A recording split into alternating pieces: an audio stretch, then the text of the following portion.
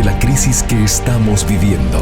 Huracanes, terremotos, incendios, pandemia. Necesitamos un mensaje a nuestro corazón. Ministerio al pequeño rebaño.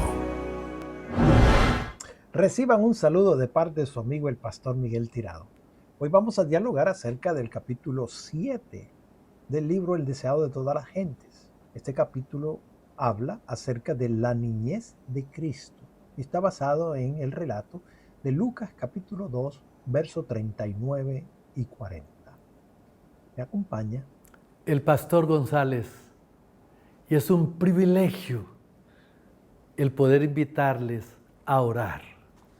Dios eterno, al abrir nuestro corazón delante de ti ahora, clamamos, ven Señor, perdónanos y concédenos paz, gozo y esperanza.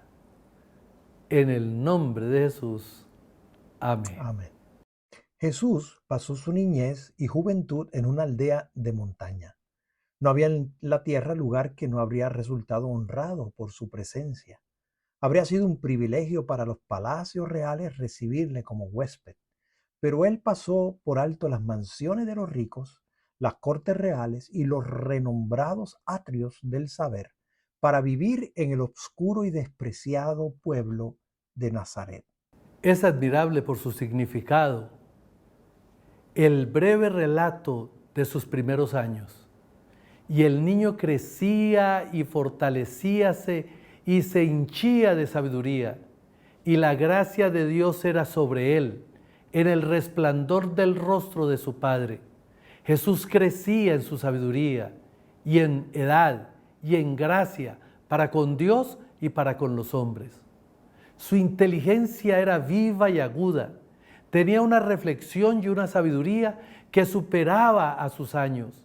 Sin embargo, su carácter era de hermosa simetría. Las facultades de su intelecto y de su cuerpo se desarrollaban gradualmente en armonía con las leyes de la niñez. Durante su infancia, Jesús manifestó una disposición especialmente amable. Sus manos voluntarias estaban siempre listas para servir a otros. Revelaba una paciencia que nada podía perturbar y una veracidad que nunca sacrificaba la integridad. En los buenos principios era firme como una roca y su vida revelaba la gracia de una cortesía desinteresada. Con profundo interés, la Madre de Jesús miraba el desarrollo de sus facultades y contemplaba la perfección de su carácter. Con deleite, trataba de estimular esa mentalidad inteligente y receptiva. Mediante el Espíritu Santo recibió sabiduría para cooperar con los agentes celestiales en el desarrollo de este niño, que no tenía otro padre que Dios. Desde los tiempos más remotos, los fieles de Israel habían prestado mucha atención a la educación de la juventud. El Señor había indicado que desde la más tierna infancia debía enseñársele a los niños su bondad y grandeza, especialmente en la forma en que se revelaba en la ley divina y en la historia de Israel. Los cantos, las oraciones y las lecciones de las Escrituras debían adaptarse a los intelectos en desarrollo. Los padres debían enseñar a los hijos que la ley de Dios es una expresión de su carácter y que al recibir los principios de la ley en el corazón, la imagen de Dios se grababa en la mente y el alma. Gran parte de la enseñanza era oral, pero los jóvenes aprendían también a leer los escritos hebreos y podían estudiar los pergaminos del Antiguo Testamento. En los días de Cristo, el pueblo o ciudad que no hacía provisión para la instrucción religiosa de los jóvenes se consideraba bajo la maldición de Dios. Sin embargo, la enseñanza había llegado a ser formalista. La tradición había suplantado en gran medida a las Escrituras. La verdadera educación debía inducir a los jóvenes a que buscasen a Dios, si en alguna manera palpando le hallen. Pero los maestros judíos dedicaban su atención al ceremonial, llenaban las mentes de asuntos inútiles para el estudiante que no podía ser reconocidos en la escuela superior del cielo. La experiencia que se obtiene por una aceptación personal de la palabra de Dios no tenía cabida en su sistema educativo. Absortos en las ceremonias externas, los alumnos no encontraban tiempo para pasar horas de quietud con Dios. No oían su voz que hablaba al corazón. En su búsqueda de conocimiento se apartaban de la fuente de la sabiduría. Los grandes hechos esenciales del servicio de Dios eran descuidados. Los principios de la ley eran obscurecidos. Los que se consideraban como educación superior era el mayor obstáculo para el desarrollo verdadero. Bajo la preparación que daban los rabinos, las facultades de la juventud eran reprimidas, su intelecto se paralizaba y se estrechaba. El niño Jesús no recibió instrucción en las escuelas de las sinagogas. Su madre fue su primera maestra humana. De labios de ella y de los rollos de los profetas aprendió las cosas celestiales. Las mismas palabras que él había hablado a Israel por medio de Moisés le fueron enseñadas sobre las rodillas de su madre. Y al pasar de la niñez a la adolescencia, no frecuentó las escuelas de los rabinos. No necesitaba la instrucción que podía obtenerse de tales fuentes, porque Dios era su instructor. La pregunta hecha durante el ministerio del Salvador: ¿cómo sabe éste de letras, no habiendo aprendido? No indica que Jesús no sabía leer, sino meramente que no había recibido una educación rabínica, puesto que él adquirió saber como nosotros podemos adquirirlo. Su conocimiento íntimo de las Escrituras nos demuestra cuán diligentemente dedicó sus primeros años al estudio de la palabra de Dios. Delante de él se extendía la gran biblioteca de las obras de Dios. El que había hecho todas las cosas, estudió las lecciones de su propia mano, había escrito en la tierra, el mar y el cielo. Apartado de los caminos profanos del mundo, adquirió conocimiento científico de la naturaleza. Estudiaba la vida de las plantas, los animales y los hombres. Desde sus más tiernos años fue dominado por un propósito. Vivió para beneficiar a otros. Para ello, hallaba recursos en la naturaleza. Al estudiar la vida de las plantas y de los animales, concebía nuevas ideas de los medios y el modo de realizarlo. Continuamente trataba de sacar de las cosas que veía ilustraciones con las cuales presentar los vivos oráculos de Dios. Las parábolas mediante las cuales durante su ministerio le gustaba enseñar sus lecciones de verdad demuestran cuán abierto estaba su espíritu a la influencia de la naturaleza y cómo había obtenido enseñanzas espirituales de las cosas que le rodeaban en la vida diaria. Así se revelaba a Jesús el significado de la palabra y las obras de Dios. Mientras trataba de comprender la razón de las cosas que veía, le acompañaban los seres celestiales y se gozaba cultivando santos pensamientos y comunicaciones. Desde el primer destello de la inteligencia estuvo constantemente creciendo en gracia espiritual y conocimiento de la verdad. Todo niño puede aprender como Jesús. Mientras tratemos de familiarizarnos con nuestro Padre Celestial mediante su palabra, los ángeles se nos acercarán, nuestro intelecto se fortalecerá, nuestro carácter se elevará y refinará. Llegaremos a ser más semejantes a nuestro Salvador. Mientras contemplemos la hermosura y la grandiosidad de la naturaleza, nuestros afectos se elevarán a Dios. Mientras el espíritu se posterna asombrado, el alma se vigoriza poniéndose en contacto con el Ser Infinito mediante sus obras. La comunión con Dios por medio de la oración desarrolla las facultades mentales y morales, y las espirituales se fortalecen mientras cultivamos pensamientos relativos a las cosas espirituales. La vida de Jesús estuvo en armonía con Dios. Mientras era niño pensaba y hablaba como niño, pero ningún vestigio de pecado mancilló la imagen de Dios en él. Sin embargo, no estuvo exento de tentación. Los habitantes de Nazaret eran proverbiales por su maldad.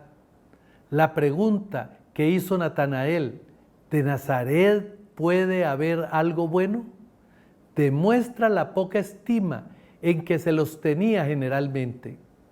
Jesús fue colocado donde su carácter iba a ser probado. Le era necesario estar constantemente en guardia a fin de conservar su pureza. Estuvo sujeto a todos los conflictos que nosotros tenemos que arrastrar, a fin de sernos un ejemplo en la niñez, la adolescencia y la edad adulta. Satanás fue incansable en sus esfuerzos por vencer al niño de Nazaret. Desde sus primeros años Jesús fue guardado por los ángeles celestiales. Sin embargo, su vida fue una larga lucha contra las potestades de las tinieblas. El que hubiese en la tierra una vida libre de contaminación del mal era algo que ofendía y dejaba perplejo al príncipe de las tinieblas. No dejó sin probar medio alguno de entrampar a Jesús. Ningún hijo de la humanidad tendría que llevar una vida santa en medio de tan fiero conflicto con la tentación como nuestro Salvador. Los padres de Jesús eran pobres y dependían de su trabajo diario para su sostén. Él conoció la pobreza, la abnegación y las privaciones. Esto fue para él una salvaguardia. En su vida laboriosa no habían momentos ociosos que invitasen a la tentación. No habían horas vacías que preparasen el camino para las compañías corruptas. En cuanto le era posible, cerraba la puerta al tentador. Ni la ganancia, ni el placer, ni los aplausos, ni la censura podían inducirle a consentir en un acto pecaminoso. Era sabio para discernir el mal y fuerte para resistirlo. Cristo fue el único ser que vivió sin pecar en la tierra. Sin embargo, durante casi 30 años moró entre los perversos habitantes de Nazaret. Este hecho es una reprensión para los que creen que depende del lugar, la fortuna o la prosperidad para vivir una vida sin mancha. La tentación, la pobreza, la adversidad son la disciplina que se necesita para desarrollar pureza y firmeza. Jesús vivió en un hogar de artesanos y con fidelidad y alegría desempeñó su parte en llevar las cargas de la familia. Había sido él generalísimo del cielo y los ángeles se habían deleitado cumpliendo su palabra. Ahora era un siervo voluntario, un hijo amante y obediente. Aprendió su oficio y con sus propias manos trabajaba en la carpintería con José. Vestido como un obrero común, recorría las calles de la pequeña ciudad y yendo a su humilde trabajo y volviendo de él, no empleaba su poder divino para disminuir sus cargas ni aliviar su trabajo. Mientras Jesús trabajaba en su niñez y juventud, su mente y su cuerpo se desarrollaban. No empleaba temerariamente sus facultades físicas, sino de una manera que las conservase en buena salud. a fin de ejecutar el mejor trabajo en todo ramo. No quería ser deficiente ni aún en el manejo de las herramientas. Fue perfecto como obrero, como lo fue en carácter. Por su ejemplo, nos enseñó que es nuestro deber ser laboriosos y que nuestro trabajo debe cumplirse con exactitud y esmero, y que una labor tal es honorable. El ejercicio que enseña a las manos a ser útiles y prepara a los jóvenes para llevar su parte de las cargas de la vida, da fuerza física y desarrolla toda facultad. Todos deben hallar algo que hacer benéfico para sí y para otros. Dios nos asignó el trabajo como una bendición, y no solo el obrero diligente halla la verdadera gloria y el gozo de la vida. La aprobación de Dios descansa con amante seguridad sobre los niños y jóvenes que alegremente asumen su parte en los deberes de la familia y comparten las cargas de sus padres. Los tales, al salir del hogar, serán miembros útiles de la sociedad. Durante toda su vida terrenal, Jesús trabajó con fervor y constancia. Esperaba mucho resultado, por lo tanto intentaba grandes cosas. Después que hubo entrado en su ministerio, dijo: conviéneme obrar las obras del que me envió. Entre tanto que el día dura, la noche viene, cuando nadie puede obrar. Jesús no rehuyó los cuidados y la responsabilidad, como lo rehuyen muchos que profesan seguirle. Y debido a que tratan de eludir esta disciplina, muchos son débiles y faltos de eficiencia. Tal vez poseen rasgos preciosos y amables, pero son cobardes y casi inútiles cuando se han de arrastrar a través de las dificultades y superar obstáculos. El carácter positivo y enérgico, sólido y fuerte que manifestó Cristo debe desarrollarse en nosotros mediante la misma disciplina que Él soportó, y a nosotros se nos ofrece la gracia que recibió Él. Mientras vivió entre los hombres, nuestro Salvador compartió la suerte de los pobres. Conoció por experiencia sus cuidados y penurias y podía consolar y estimular a todos los humildes trabajadores. Los que tienen un verdadero concepto de la enseñanza de su vida no creerán nunca que deban hacerse distinción entre las clases, que los ricos han de ser honrados más que los pobres dignos. Jesús trabajaba con alegría y tacto.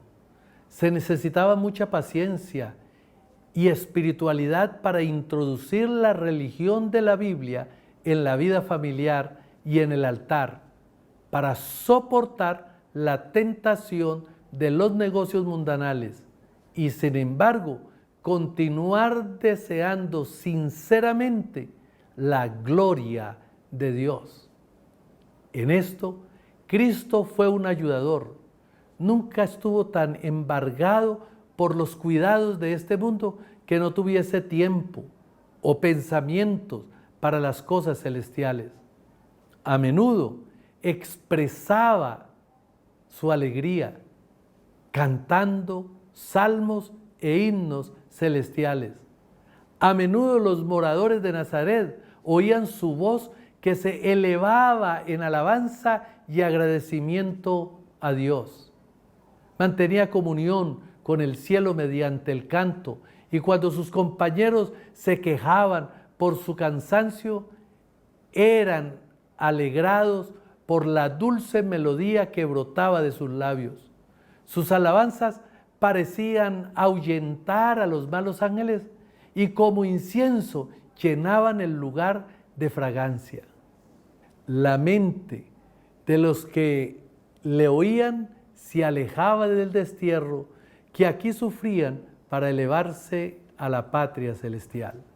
Jesús era la fuente de la misericordia sanadora para el mundo. Durante todos aquellos años de reclusión en Nazaret, su vida se derramó en raudales de simpatía y ternura.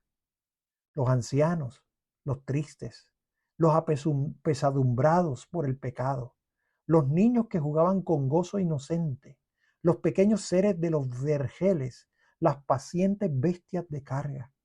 Todos eran más que felices a causa de su presencia.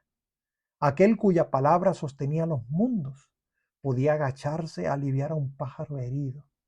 No había nada tan insignificante que no mereciese su atención o su servicio. Así, mientras crecía en sabiduría y estatura, Jesús crecía en gracia para con Dios y los hombres. Se granjeaba la simpatía de todos los corazones, mostrándose capaz de simpatizar con todos. La atmósfera de esperanza y de valor que le rodeaba hacía de él una bendición en todo hogar.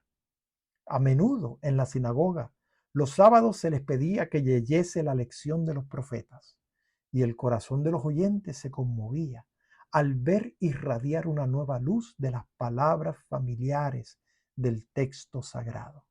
Sin embargo, Jesús rehuía la ostentación. Durante todos los años de su estada en Nazaret, no manifestó su poder milagroso. No buscó nunca posición elevada, ni asumió títulos. Su vida tranquila y sencilla, y aún el silencio de las Escrituras acerca de sus primeros años, nos enseña una lección importante.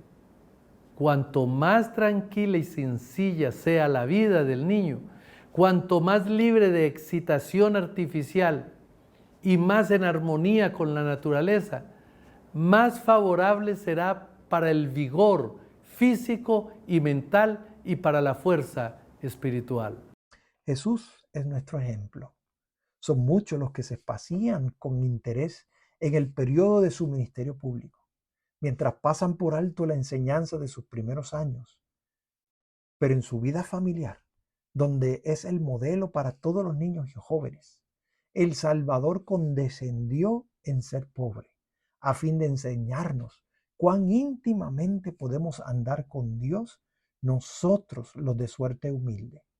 Vivió para agradar, honrar y glorificar a su Padre en las cosas comunes de la vida. Empezó su obra consagrándose el humilde oficio del artesano que trabaja para ganarse el pan cotidiano. Estaba haciendo el servicio de Dios tanto cuando trabajaba en el banco del carpintero como cuando hacía milagros para la muchedumbre. Y todo joven que siga fiel y obedientemente el ejemplo de Cristo en su humilde hogar puede aferrarse a esas palabras que el Padre dijo de él por el Espíritu Santo. He aquí mi siervo, yo le sostendré, mi escogido, en quien mi alma toma contentamiento. Amigo que me escuchas, la niñez y la juventud de Cristo no es expresada en la Escritura de forma elaborada, pero sabemos que su carácter, que su bondad, que su manera de aprender las Escrituras, como su madre le enseñó, es digno de que nosotros imitemos ese ejemplo y podamos transmitirle a nuestros niños y jóvenes las grandes y poderosas palabras de la Sagrada Escritura. Y que les enseñemos labores manuales que sirvan para bendecir a aquellos que nos rodean. Así que te invito y te animo a que nuestros hijos puedan tener una vida como la de Jesús. Inclinemos el rostro para orar. Amoroso Padre, Señor, al mirar, al contemplar la niñez de Jesús y darnos cuenta de que la compañía de los ángeles y los seres celestiales están ahí para ayudarnos a educar y a llevar esos principios a realidad en el corazón de nuestros jóvenes. Señor, te agradecemos porque nos provees no solo en la Escritura, sino también el libro de la naturaleza para enseñarles lecciones prácticas de tu amor y tu misericordia. En el nombre de Jesús te agradecemos. Amén. Esto ha sido un mensaje al pequeño rebaño. Te animo a suscribirte a nuestro canal y a compartir este mensaje con tus amigos. Dios te bendiga. Bendiciones.